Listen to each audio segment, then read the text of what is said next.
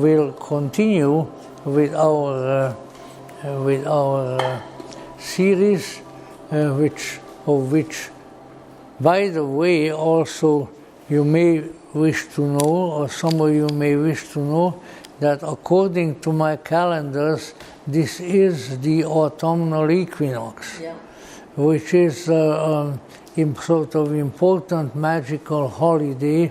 Just exactly why and how I won't tell you, primarily because I don't know. And I try not to say too many things that where I pretend that I know something, but in any event, it's a significant date on the zodiacal map, and it's important to recall. Now, with our peregrinations over the hymn of the pearl, or hymn of the robe of glory, as it is also known, we are still fairly early in the journey of the protagonist, but we have dealt with much of the material, so I think we can go on. And I want to concentrate at this time primarily on two items which are in the early part of the poem, but which are, I think, of great importance. And they are the abandonment or the parting from various objects, symbolic, mystical objects of the protagonist, and also the promise of the accomplishment of his purpose when coming to earth. Now, first of all, we find that there are various symbolic objects, primarily of attire, that are depicted in the early part of the poem, which he has to leave behind. They are taken from him as he departs from the heavenly region, and they may be summarized, although there are several. They may be summarized as the attire of the robe of light. Now, about that, I think a little explanation may be welcome. The usual attribution to the phrase or to the concept of the robe of light is the appearance to the physical eye of the shape, or at least one of the shapes, of the transcendental or higher self of a human being. In other words,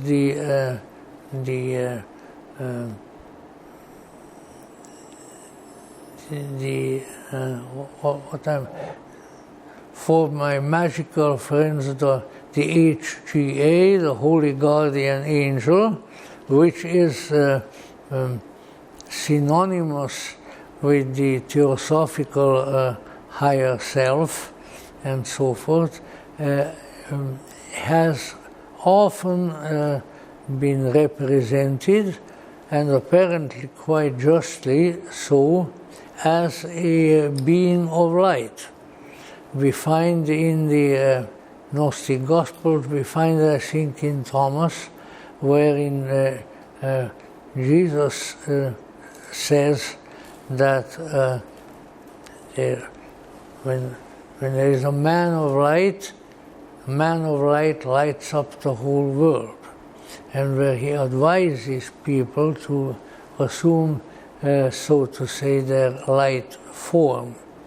Now, I have departed from my long procedure of many decades in this particular series and some others, wherein every time I have mentioned, I don't like the term shared when it comes to material of this sort, where I have mentioned personal experiences. This custom has certain dangers. And I will incur the danger because I thought that by now I have lived long enough, I had enough experiences, and therefore if I utter some of them and maybe cause some raised eyebrows or responses of that nature, well then so be it. I won't be here long enough to defend myself probably in the ensuing months.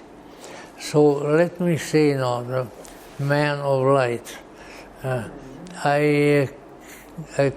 Before I came here tonight, I remembered 3, and now I don't know whether I still remember them, at least not all 3 of them. These are the penalties of age and of the inhibitions of memory.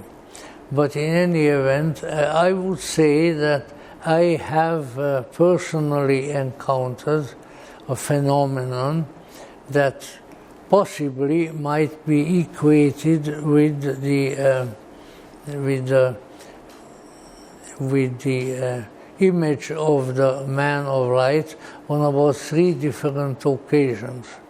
The first one, I was fairly young to this field, and I was in conversation with someone who is now gone, but I think still should not be mentioned, about the existence, certainly extensively mentioned in theosophical literature, of the higher self and the possible ways in which it may manifest. And we talked and talked and talked for quite a while, 2 talkative people, and all of a sudden I began to notice a significant change in the appearance of my companion with whom I was talking. It was a lady. Her form was a fairly tall lady. Her form became even taller than it had been before, and it was pulsating, increasing light. And the light of that body became so strong that it was difficult to look at it. Undoubtedly, you had the experience, especially with some powerful light bulbs. I have one like that in my bedroom, that if I have it on for a while and I look up, I grow dizzy. It's so bright, you know. And this was somewhat of that sort, very, very strong. And I was sort of feeling my way around, figuratively speaking, to find out whether the person in question had any inkling of what was going on. And it didn't seem to be. And I said, you know, your appearance is changing, and there is a strange increasing, pulsating light, and this is really quite interesting. No sooner did I utter these words, the light began to decrease, and my discovery had sort of come to an end. But it definitely was there, and it was very impressive while it lasted. The second occasion was in a chapel in the Church of St. Francis, where I served for several years as a priest with one of my fellow priests. It was a very, very small number of people of congregation present, but enough in the sanctuary. The priest was saying the Eucharist in the sanctuary, and sort of halfway through the Mass, actually the consecration of the elements had not taken place yet. The celebrant, who is the celebrant priest, began to glow. And there were candles, everything else, but he was brighter than anything in the place. And I nudged my companion who was serving with me there and said, take a look. And my companion didn't seem to see it. So I thought, well, too bad. Yeah. In any event, once again, a very strong manifestation of light. The third one was more purposeful and occurred with someone who was my teacher and superior in the Gnostic work, Richard Duc de Palatine of England, whom I already had encountered several times at that time. He was staying at my apartment on Melrose Avenue, and well, I knew by then, shall we say, that he was weird. And he never disabused me of that one. In fact, he was weird in various ways. He was I can't describe him any other way, but he was a thaumaturg, as the Greeks call it, which is a miracle worker.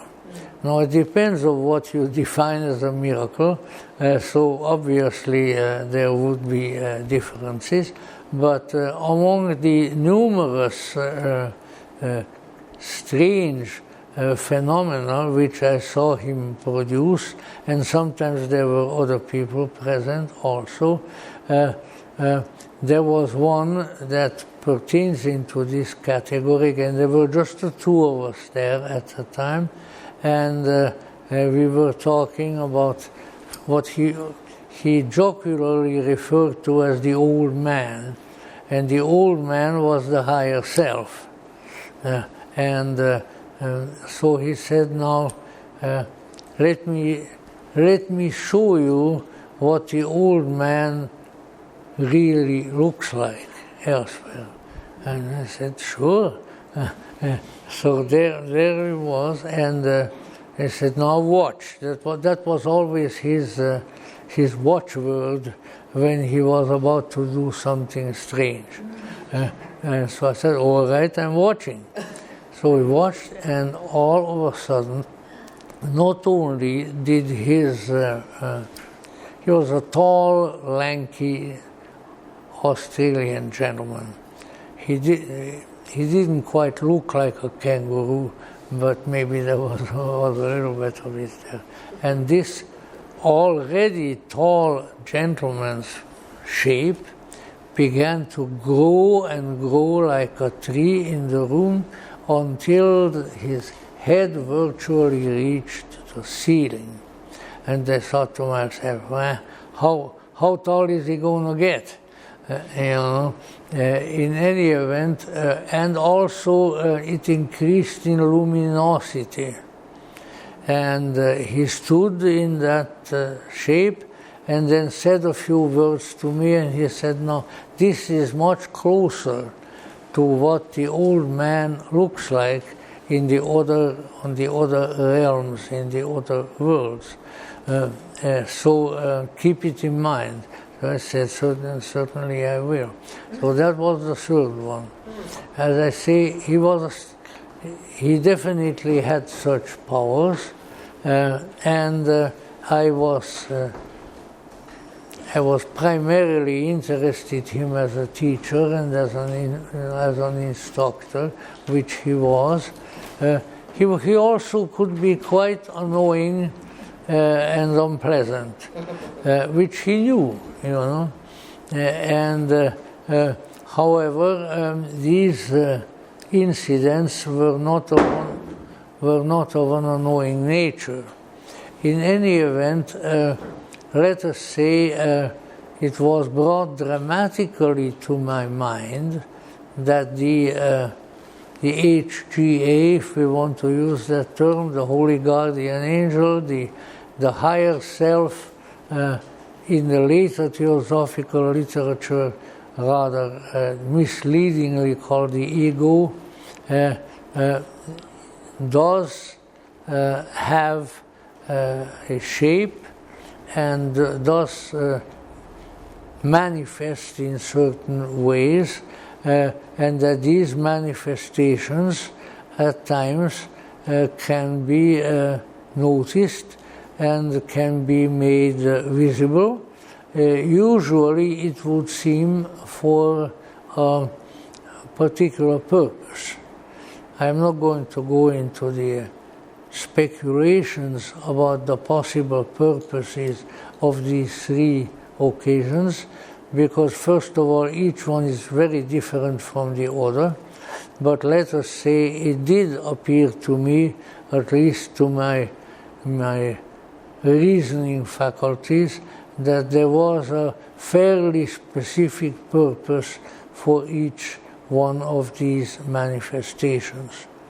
Now, the reason I bring this up is not just to regale you with the weird stuff that I have experienced, but really in order to try to bring to our attention that there are faculties, possibilities, appearances, phenomena of various kinds which exist in the other than physical realms, and which under certain circumstances, even though they are not physical and therefore should not really be appearing to the physical eye, can be made quite visible. Now, this in turn brings us back to the to our youngster in heaven in the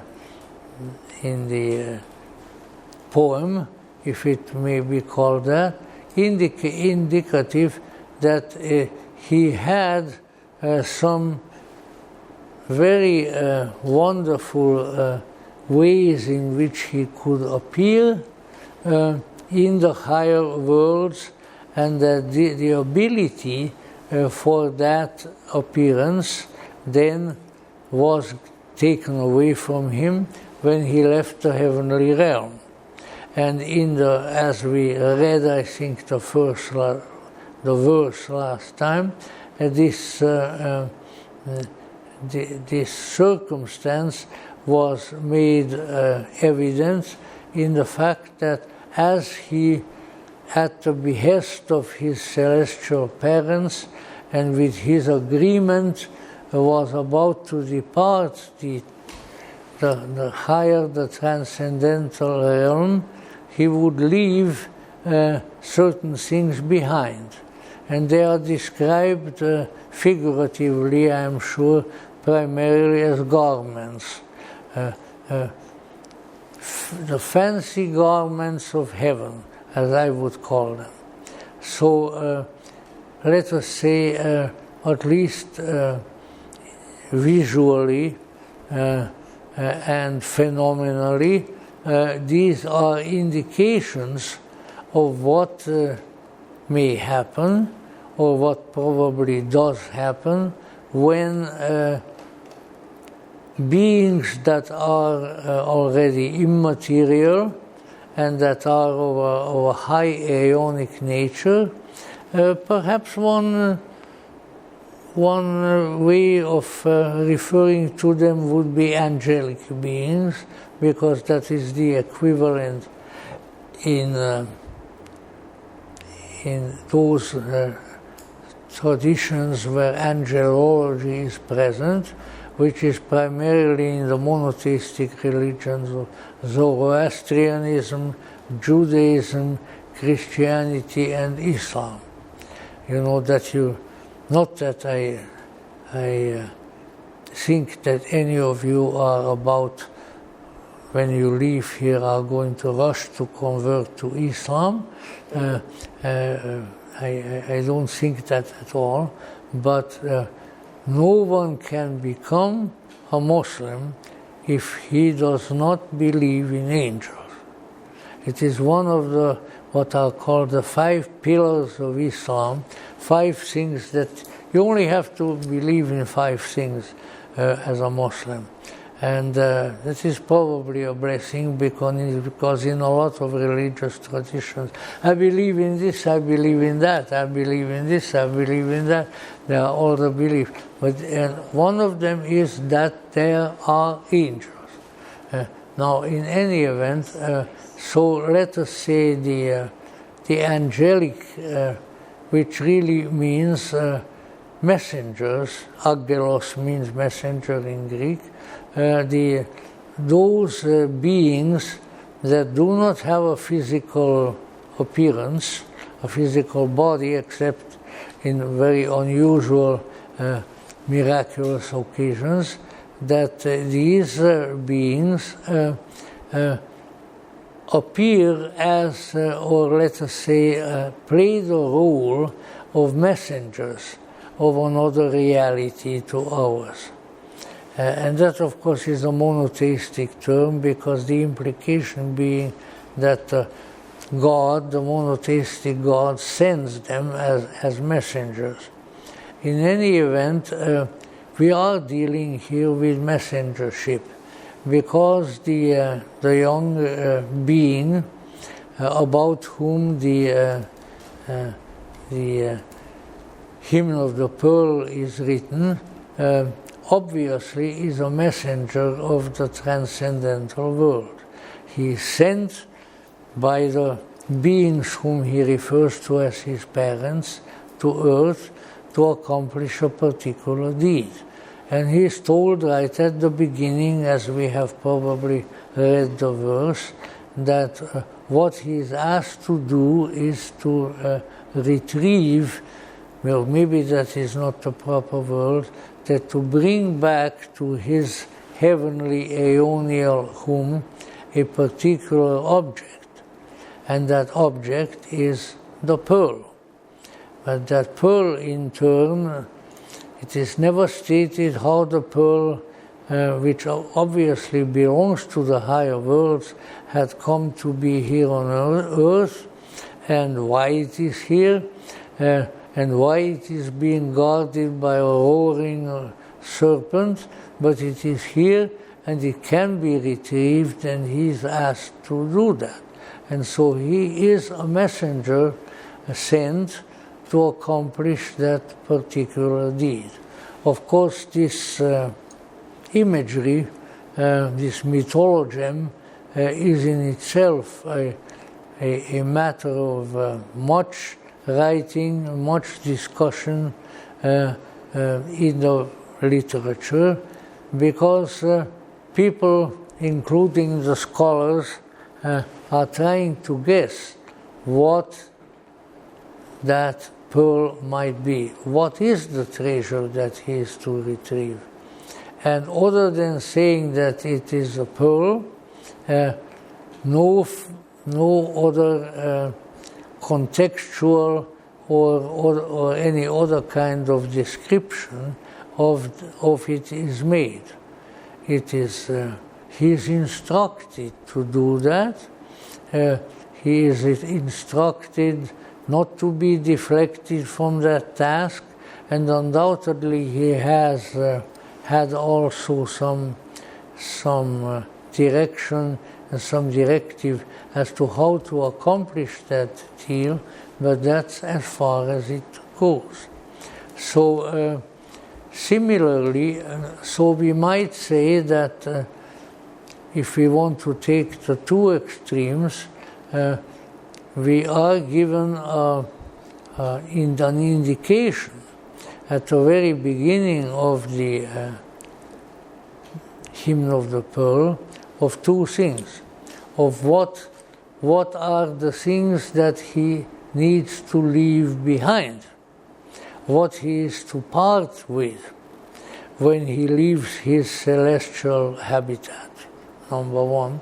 And the second is what it is that he is supposed to find and what he's supposed to take back to the transcendental habitat. Now, one could diverge here into all kinds of issues, which it may not be altogether profitable to do, but let us say the capturing of the pearl and its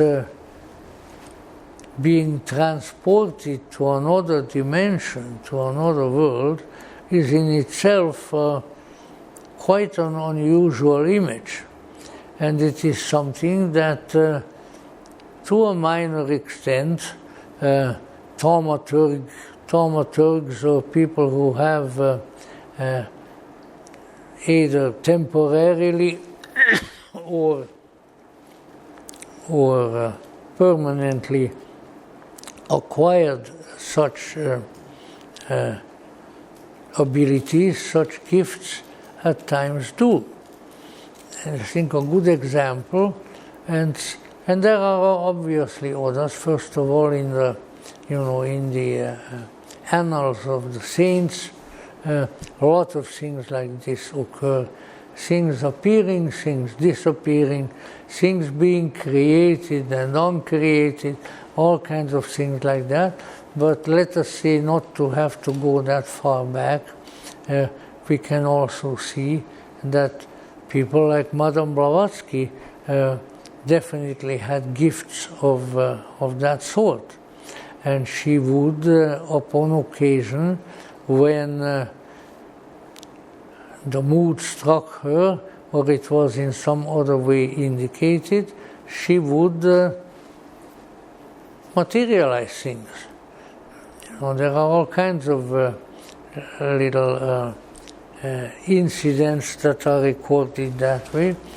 For instance, and that one is kind of close to me because it was the kind of situation, it was the sort of scenario that I was slightly familiar with as a child, being that when a guest, especially a guest who was not always around, came to the house, was supposed to bring a gift to the children. If there were several children, was supposed to bring several gifts. I know my mother used to continue to tell me when I was probably about 5 or 6 years old, and one of my aunts, my mother had a lot of sisters, came to the house, and I stood in front of her and I said in abbreviated German, Dame bracht, which means lady brought. So she was just devastated. She said, oh, the bad lady didn't bring anything. And but I didn't hold it against her. She was a very nice lady. But there were cases of this sort that occurred with Madame Blavatsky, when on the rare occasion she could go back to her Russian homeland and visit the various friends. They were all in the countryside on their estates. This being in happy pre-Bolshevik times, she would sometimes forget to bring them a gift. And then usually she asked, excuse me for a few minutes. So she would walk into an empty room, rub her hands, come out of the empty room and had a toy, which wasn't there to begin with. So let us say the materializing and dematerializing of objects for various purposes is not an unknown circumstance. Neither are the kind of phenomena wherein people who are in a altered, spiritually altered state will temporarily change their shape. I well remember some of the accounts of one of my early teachers, the Cistercian abbot of Schlierbach in Austria, Aloysius Wiesinger, who spent many years in Brazil as a missionary. We had another abbey there, and he said that it occurred several times that some of the native Indians, or whatever you wish to call it, went into a trance state, and then strange things would happen. And he said there was one occasion where two girls, and of course the good Christian fathers, the good monks, couldn't make up their minds whether these manifestations were divine or spiritual or demonic. But these two girls went into a highly altered state, and while doing that, this was outdoors, while doing that, they started growing. And he said and there were several people there watching them. They grew and they grew and they grew until they were as tall as the trees. And then I guess there was enough of the phenomenon, and then they came back to normal size. So, if these sorts of things are possibilities, even here in the physical world, usually for some purpose or the other. And we can see how, let's say, the ability of the messenger from heaven to go to the large body of water and to there enchant, literally, the roaring serpent, because, to enchant means to chant. And so he sings, he chants to the serpent. And as a result of his enchanting chant, the serpent falls asleep. I wouldn't advise you to duplicate that feat, however, say in the Hollywood Hills, where there are quite a few snakes, and some of them the kind that bite, and I don't know how they respond to being chanted at, as it were. But let us say, obviously, it even says what he chants in general terms. He chanted the name of his celestial father and mother in the heavens over the serpent. And then the serpent went to sleep. And then he took the pearl. But of course, there are a number of things that need to happen prior to that final denouement. But all of these have to do with, let us say, miraculous or paranormal conditions, which in the course of such messengership from heaven, and even otherwise, can take place, and indeed do take place.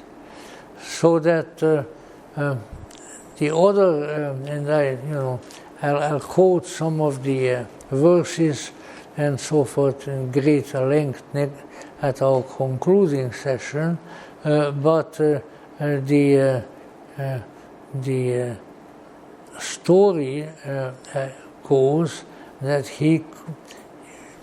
and there are stages, and this is very characteristic of the kind of Gnostic-like description of the vast realm of the non-physical world, that there are stages, there are steps. It's sort of almost like, let's say there's nobody, my French lady friend is not here, but for some reason, when you get old, you remember strange things that you don't remember other times, and you don't remember what you want to remember. So what in French is called étage, which is really a story, a level in a building or so, and that there are various étages, various levels in the generally unseen realm. And so at one level, one thing happens. At another level, another thing happens. And one of the things, of course, that happens is at a particular level, they take his glorious robes, his robe of glory, which is full of jewels and is a magnificent thing. They take that away from him because he's not supposed to take it with him to earth. At another level, other things occur. But some of them also yet on other garment, which is called his toga.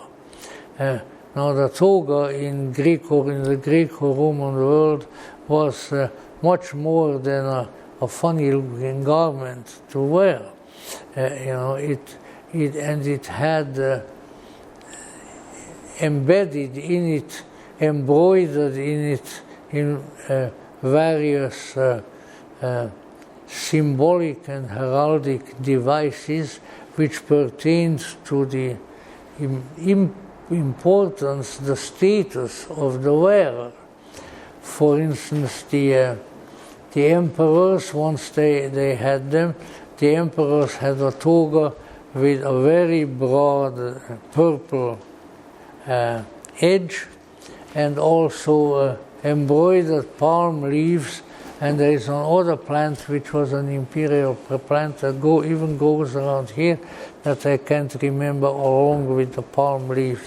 So that, that it was and you got your toga only when you achieved your legal majority in Rome. Kids didn't get a toga. So these garments which appertain to his status are taken away from him, and then he is let go.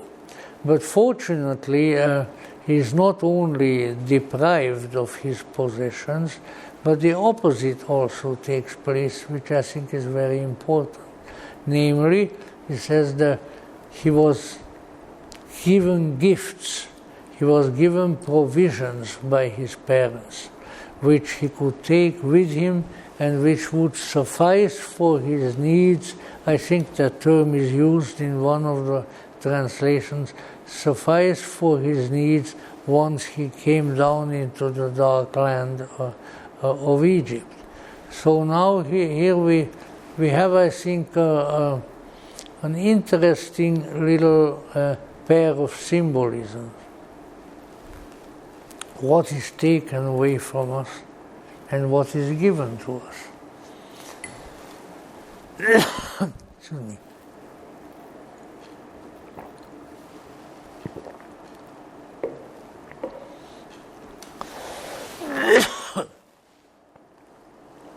Obviously, he receives objects which are for his defense. He receives something like an armor, which is made of a very strong, very powerful metal that was referred to as adamant, which is stronger than steel, stronger than iron. So he is given some materials which might redound to his benefit in terms of defending himself. And this is quite important. Unfortunately, they don't give him something that they, if he came from my native land, Hungary, rather than from heaven, the Hungarians would have given it to him, because they don't give him any food. And there's no Hungarian pair of parents would drive their little boy out of his habitat without some, maybe a good pig salami. It's the best salami in the world that they make in Hungary. So and that of course gets him into difficulties, because once he is down in the strange land, in the dark land, there too, a couple of things happen.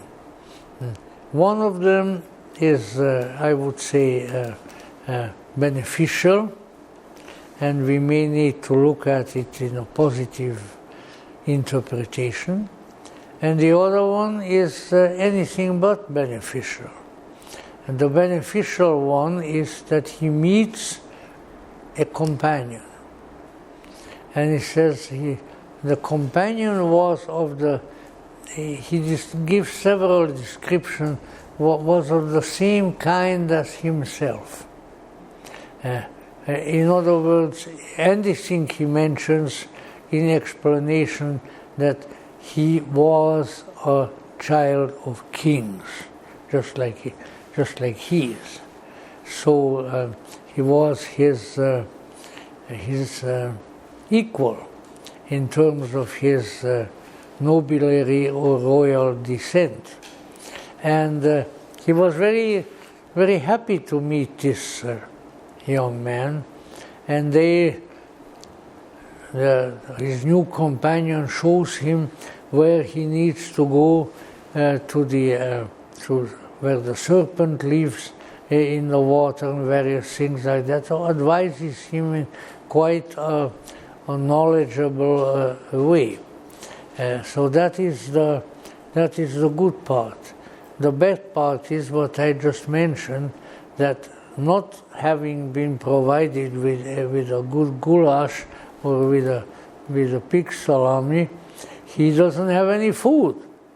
So he partakes of the food of the Egyptians, because this is supposed to be Egypt, as we mentioned before. And the result of partaking of that food, the results are dire.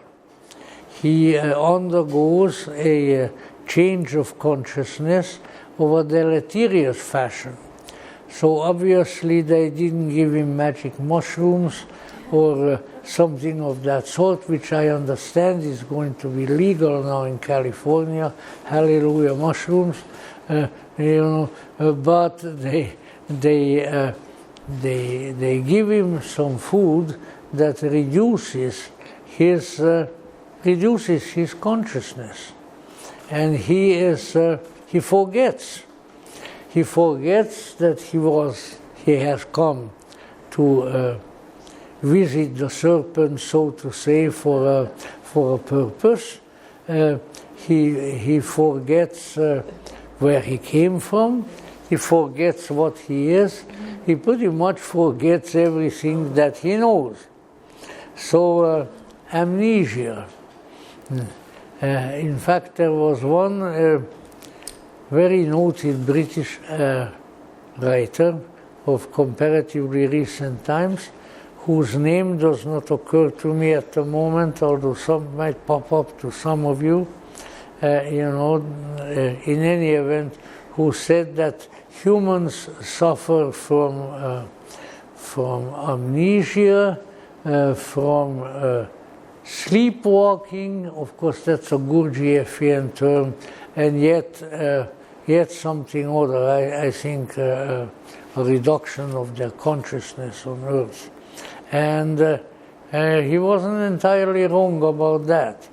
In other words, this is really a predicament which we ought to pay some attention to, because I think that many people, some of them in childhood, some of them later on, have the feeling that there was a time, maybe not so long ago, before they came here to Earth, that they were smarter, that they were wiser, that they had abilities and faculties that seemingly have gone away.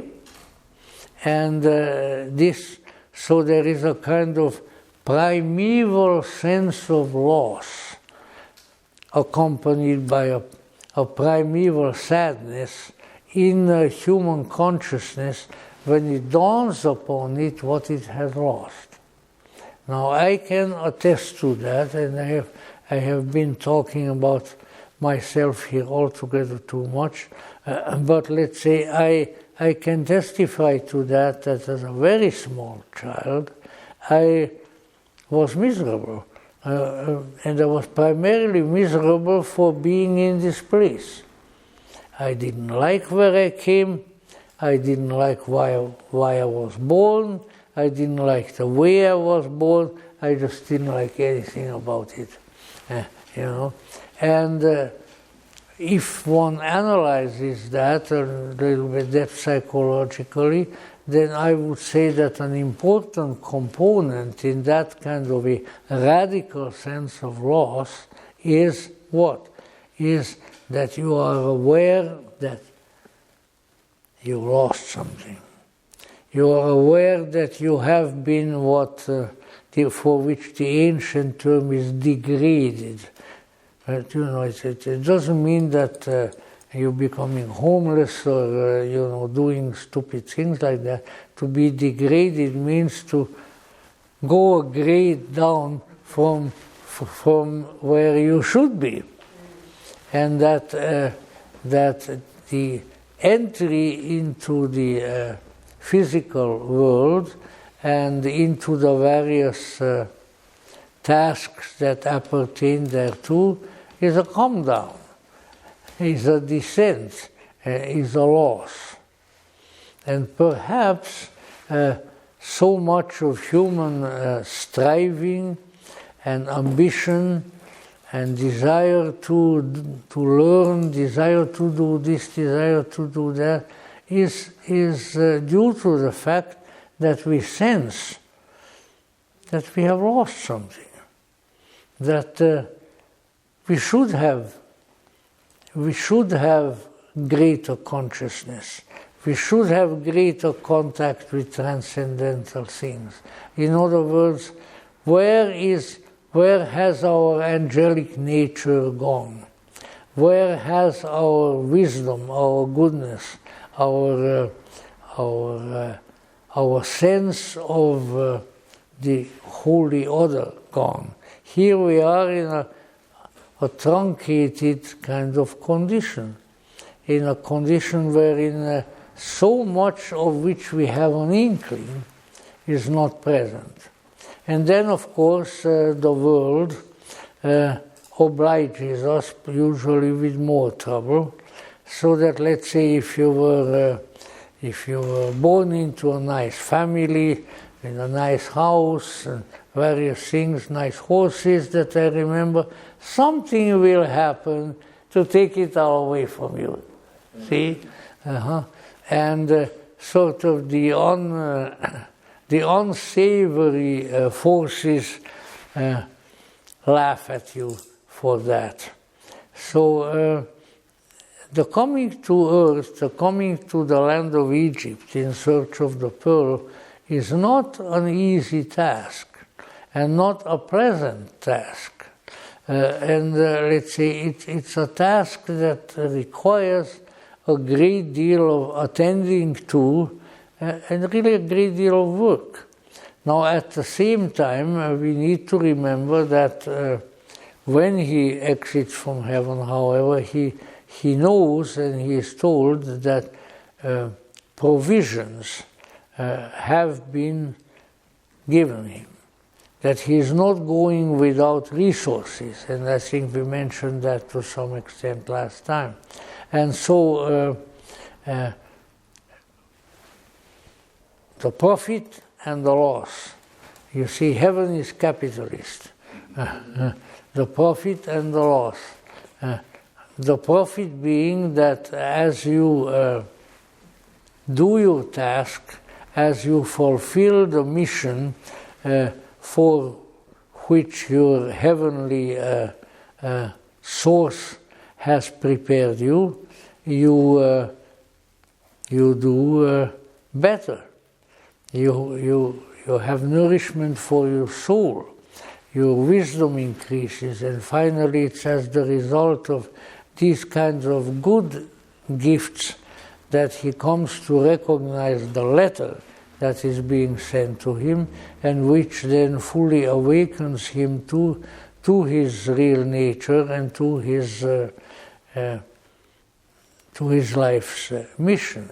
So that is the good part. But of course, on the other hand, you also have the opposite, wherein you various faculties, various spiritual and intellectual possessions that at once you were a partaker of are taken away from you. So right at the very beginning, you have the issue of the profit and the loss. And this is a prefiguration of the alchemical constellation of the dark and the white, of the salt and the sulfur, of the gold and the silver, of the moon and the sun in alchemy. And you descend into a world of duality. And from this I think we can conclude that the higher worlds are, if not exactly non-dual, at least close to it. And we can see the aspiration of various spiritual traditions, particularly in Hinduism, where the aspiration to the non-dual state is an extremely important task. In other words, people aspire to a condition of consciousness wherein the opposites, or whatever we may call them, no longer fight with each other, but become reconciled. And they may eventually even lead to a being that is really a union of the previously opposing forces. So here we enter the earthly realm with its dualities, and with the task of overcoming, or at least not being tormented as much by the dualities as ordinarily might be the case.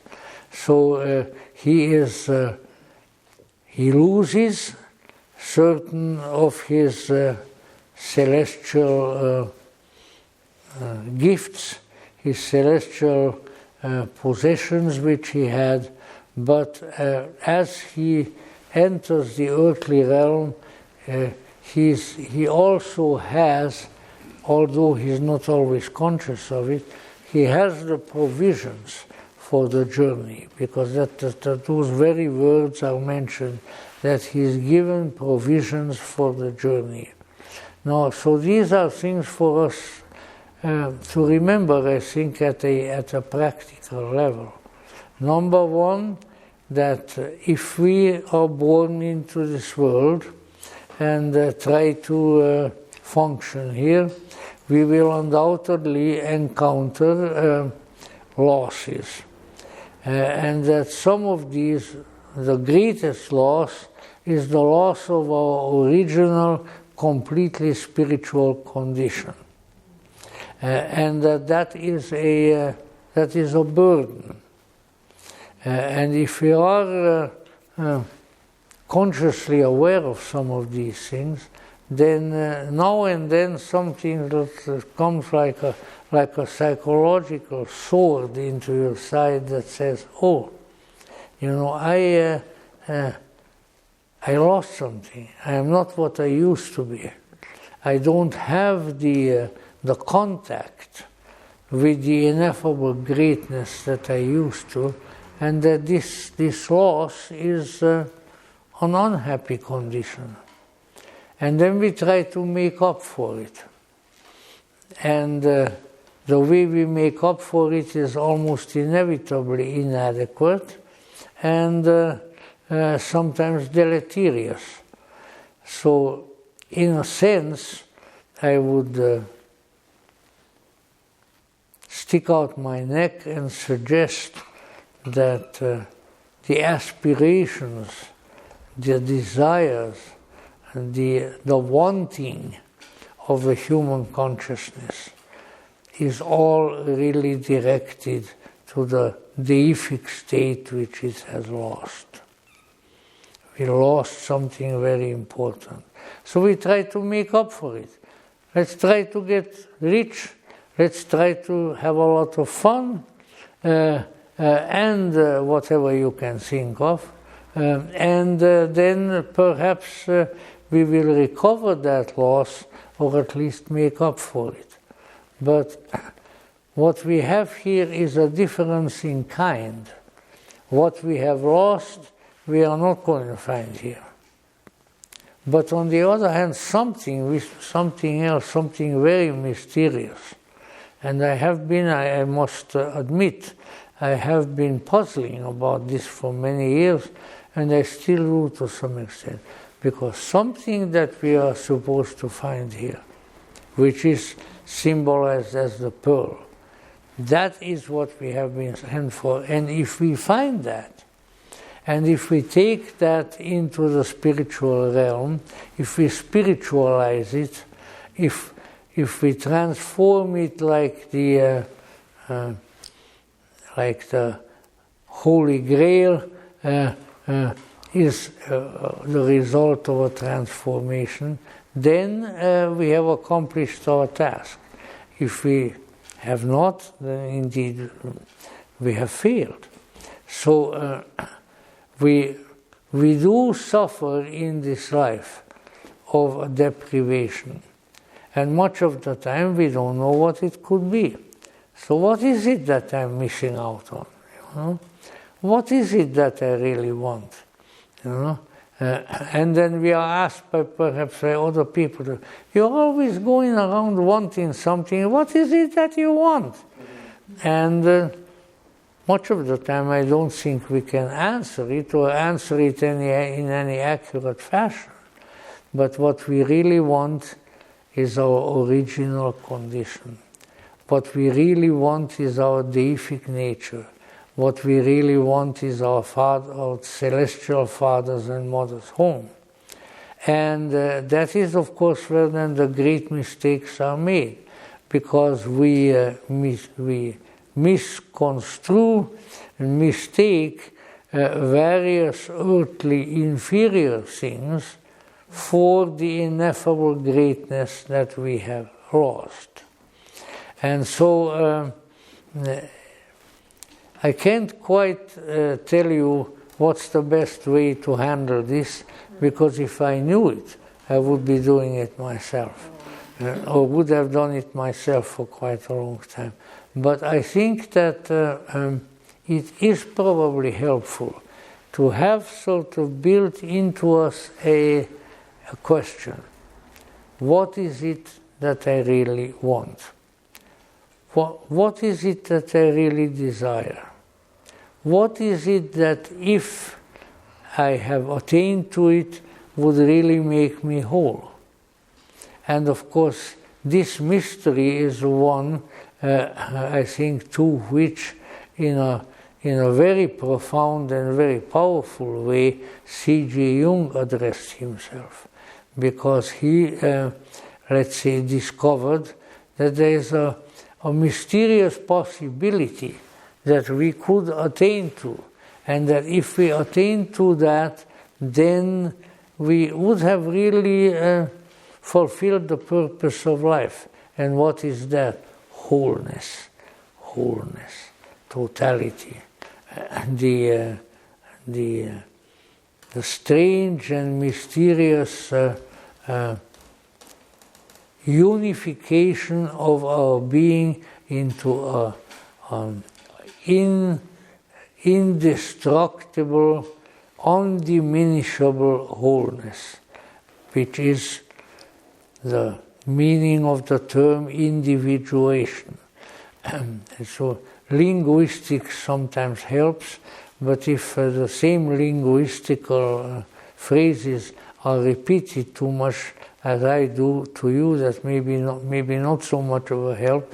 But let us say, in German, an individuum means an indivisible unity. And so that is what we are really trying to become. And you wonder why? Well, no doubt various answers could be given. We can't be certain that they are correct. But I think the indivisibility, the completeness, the lack of missing anything is a quality of transcendence, a quality of the divine. So your Orthodox religionist, let's say of the monotheistic kind, would say, well, God doesn't want anything because God doesn't need anything. And you could say then, oh yes, but then what about the God in me? And what the God in me wants is expression, is to accomplish his or her task. Because now here is then an ancillary issue which is not identical with the ones that I mentioned before. And that is not only that we want to become whole, that we want to unite the alchemical opposites within ourselves, but that in addition to that, and perhaps sometimes even in lieu of that, we have some mysterious task. And to discover that task, and then having discovered it, to fulfill it, that is the great human work. That is the great work, the magnum opus.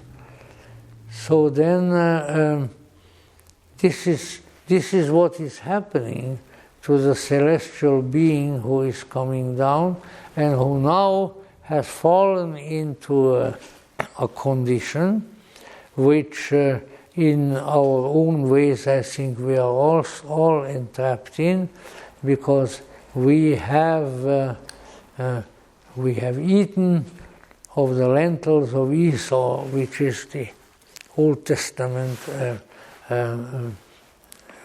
phrase for it. We have eaten of the food that is not our own. We have taken into ourselves the nature of a world that is not really ours, and that is full of deception, and that is full of sadness and full of suffering. And then, as Gautama the Buddha certainly very wisely indicated, that suffering can be shed, can be gotten rid of only when something else happens, something mysterious. Buddha called it enlightenment, or at least that is how it is translated. Can be translated in various ways.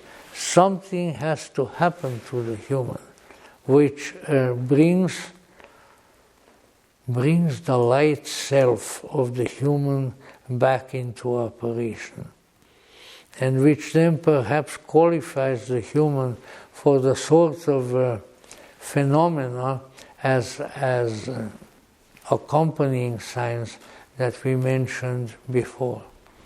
So all of this seems very complex and very confusing, but it can be an inducement to us to engage in a certain kind of conscious exercise. Among them is, I think, to try to answer the question, why am I here? Why am I not fulfilling what I came here to do? And what must I do in order to fulfill it? If we could accurately, effectively answer these questions, then we would have it made. Regrettably, we often don't. And that is where I think children have certain advantages. Because somehow it would seem that maybe owing to their relatively recent descent into this peculiar world, they are not so aware of the obstacles. They are not so aware of the wall into which they hit their head when they came into this world. And that is why we should be on the lookout for help, and the help of a nature that affords us a distance from the enticements, from the, I almost said, temptations, and good esotericists shouldn't use orthodox terms like that, but of this world. Because we have within ourselves a sense of discernment. We are not as stupid as we appear. And I speak for myself, and that in turn means that we are capable of discernment, of knowing very, very important items if we address ourselves to them. Now you might say, okay, but then I have to become a scholar and sit in there. I used to be the good old times when you sat in the library,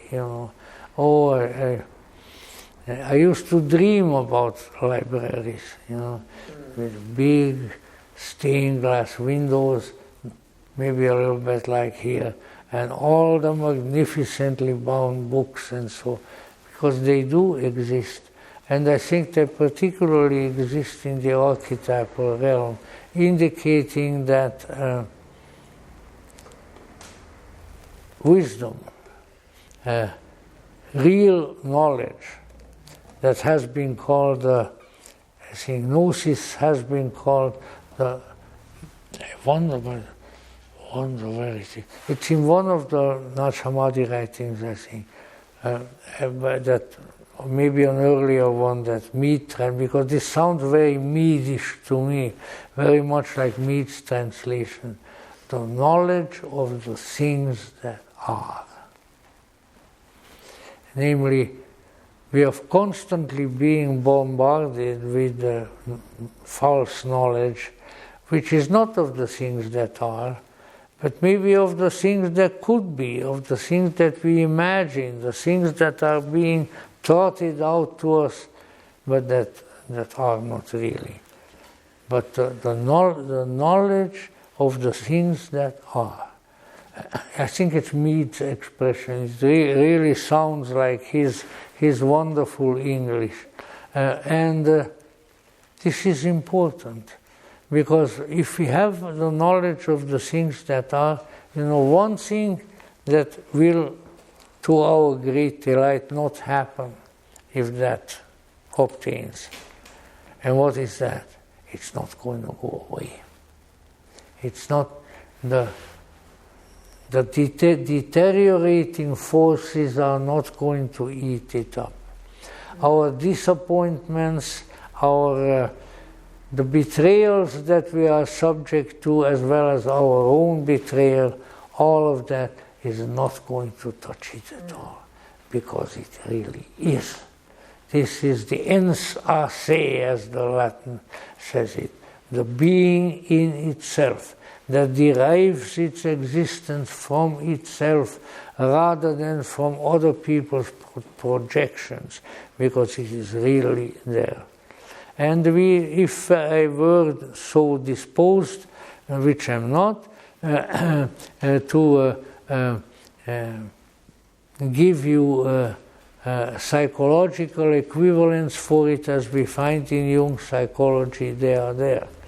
There is there is an element of ultimate authenticity that is here, but so difficult to find.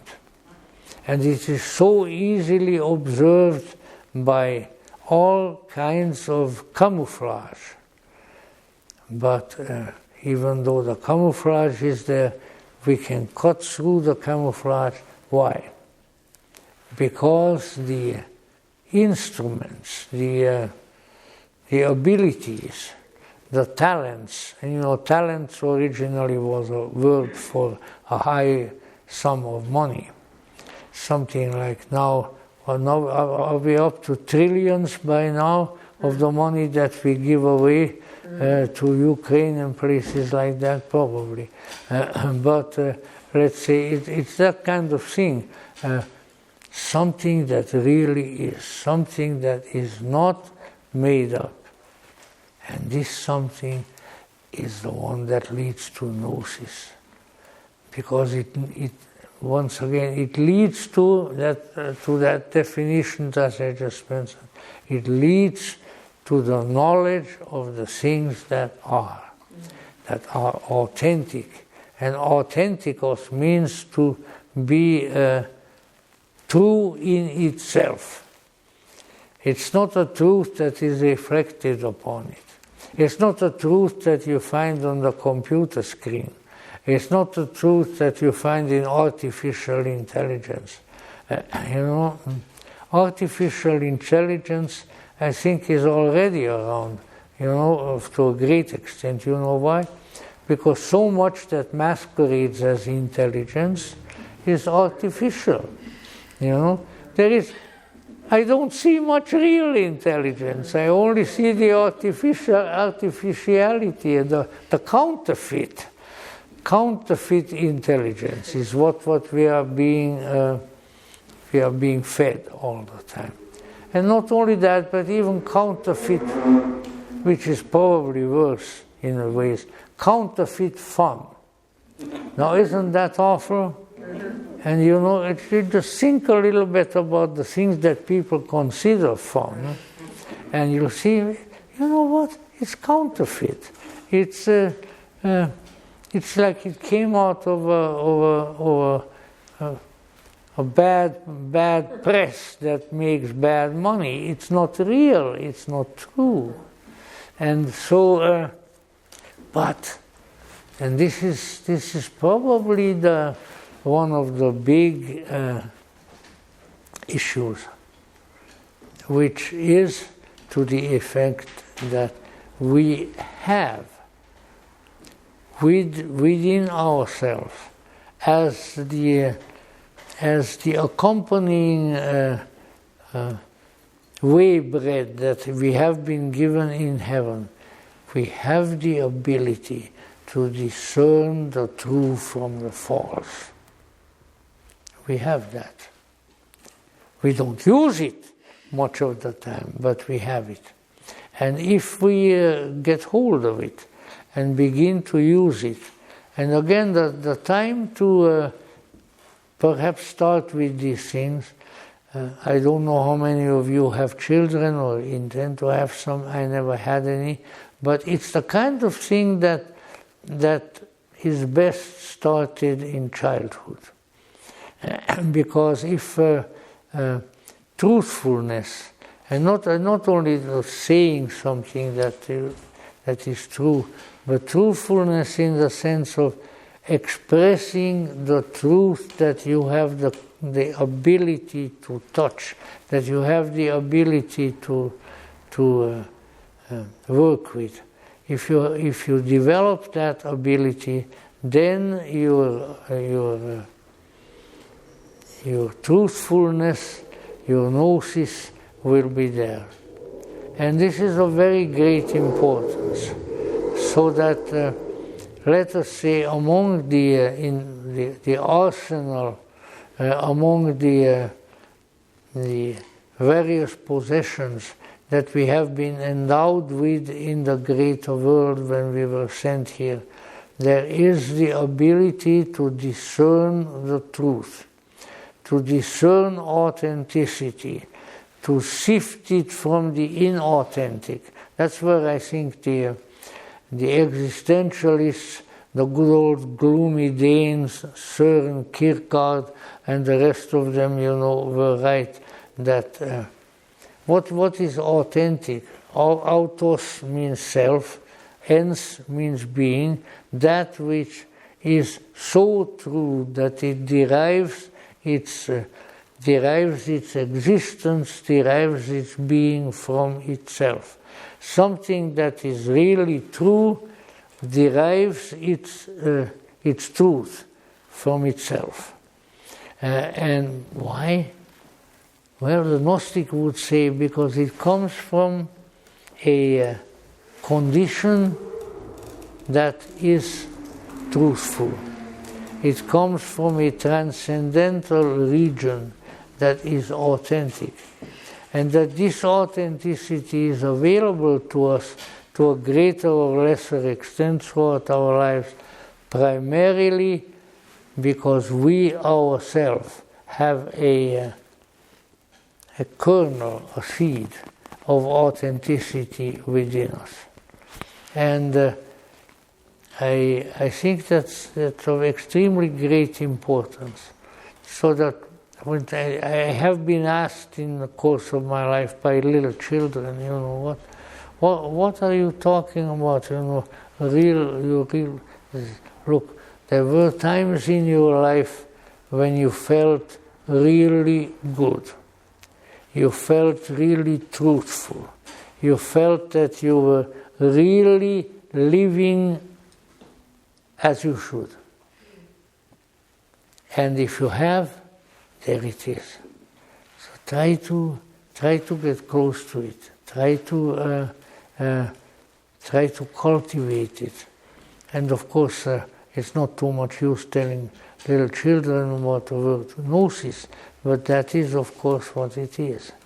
And it is all part of that supply, that arsenal, that bundle, as some of the translations have it. I always think a sort of a silly term, They gave me in heaven. They gave me a bundle. I mean, come on, really. It reminds me of some very silly German children's verses, about. Has anybody here speak German? I know you're for me repeating it. But anyways, it's about a kind of magical creatures, a Butzelmann, who is dancing around in my house. And er rüttelt sich und schüttelt sich. He shakes and he throws things, and he draws his bundle behind him. So, these are, but there are things that are truly true, truly authentic. It's not easy. I'm not saying that it's easy. If it were easy, then I would be doing it myself.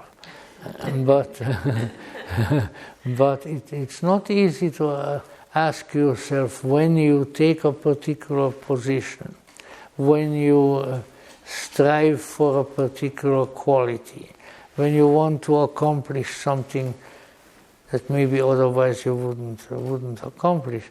It's not easy to ask and to answer yourself, is this really true? Is this truly what I'm supposed to do?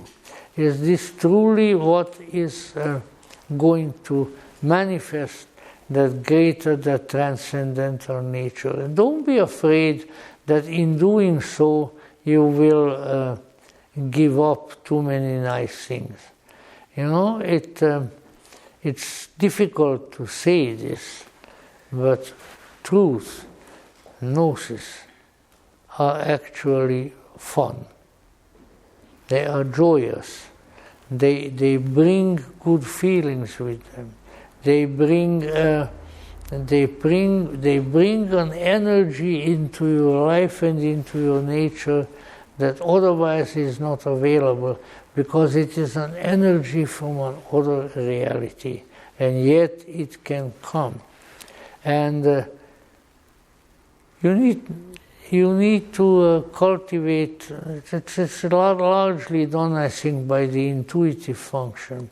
If you learn how to intuit what is going to help you, what is going to bring truth to you, what is going to help you past the various difficulties of life.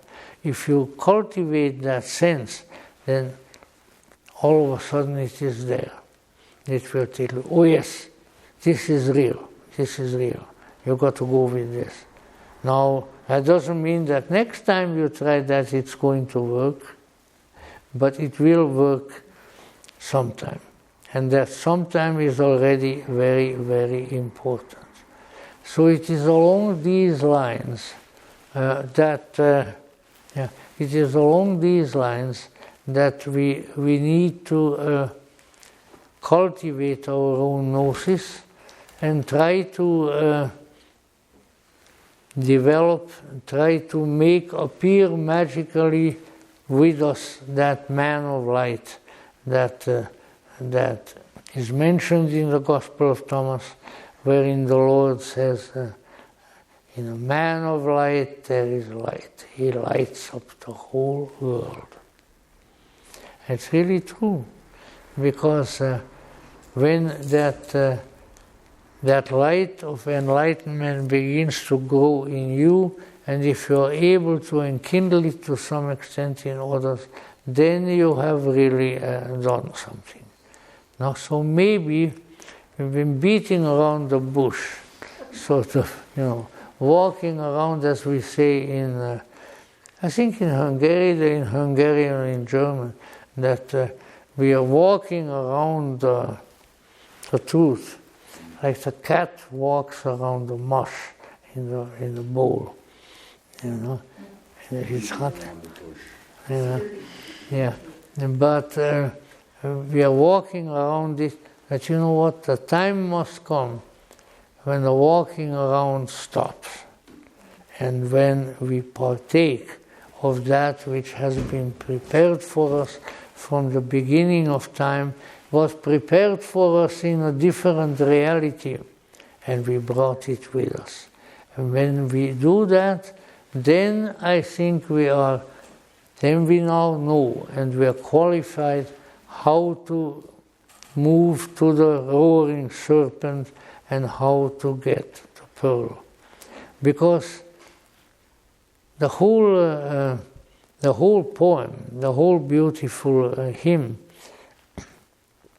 is written in a mysterious way, but it definitely indicates in a very strong fashion that there is something there. There is something that we ought to find. There is something that we ought to wrest from the serpent that guards it. And that if we do that, then we will have accomplished a very great deed that in turn it will be pleasing to the universe. It will be pleasing to eternity.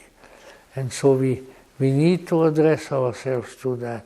But if we cultivate that approach to truth, then we come closer to it. I don't think it's without reason that Madame Blavatsky chose that Sanskrit sentence, which was the motto on the state seal of the Maharaja of Benares before he allowed her to use it.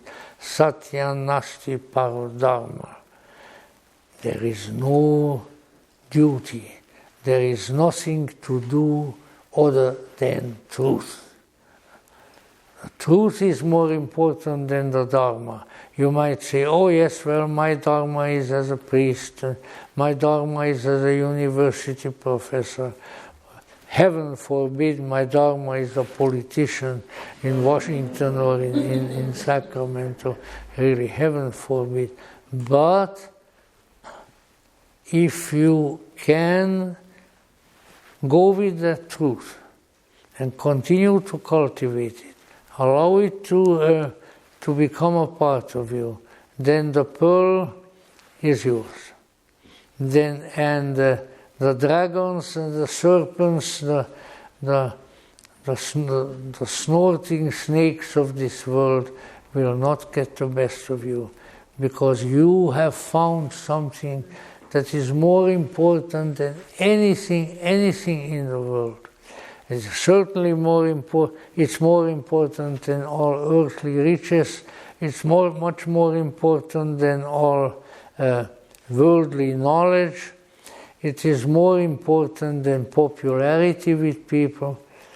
It's probably not more important than fun of a sort. Why? Because truth is fun itself. Truth brings its own joy. Truth brings its own ecstasy. The most effective psychedelic is truth. Which is not to say that if properly employed, which they never have been, the substances that were discovered in the 20th century are not useful. But the problem is that when gained from any other source, but from contact with the real, contact with the truth, then it will go away, it will weaken, it will fall back into the waters where the serpent lives. But if you come to recognize for what it is, there is the pearl of great price, which is another biblical phrase, the jewel that has been, and as I think Hans Jonas mentions it and others, that the pearl is the tear of the oyster, and that when life in the sea exudes that tear, it becomes a valuable element. It becomes something very important. It becomes something magical. And I think that's what we need to do. We need to recognize that we have within us what would we call it? A seed of truth. And that if we are aware of it, and if we cultivate it and remain faithful to it, then that truth is not only not going to diminish, but it's going to grow, it is going to take over our whole life, and it is going to take us to its ultimate source, which is that which transcends all external realities, and which has been called enlightenment, has been called salvation, has been called all of these things, but it is what we truly need, and which is the truth. So I hope that this was not too bombastic, too much involved with weird stories, but whatever it was, it is something that I feel very strongly about. And I think that at least some of the reasons why I feel so strongly about it is because not all the time, and a few occasions, and it's, as your strength is less, the occasions lessen too, but I have contacted that truth. And that truth is indeed greater and more important than all the duties and all the dharmas that the world can give you, because that truth is real, that truth is transcendental, and that truth is you. You are the truth. So I hope that that will be of some use and maybe a little bit of inspiration to us now, and we'll finish with the various verses of the Hymn of the Pearl next time, and who knows, we might discover something absolutely momentous, although I wouldn't hold my breath. So thank you very much, dear folk. I'm glad that you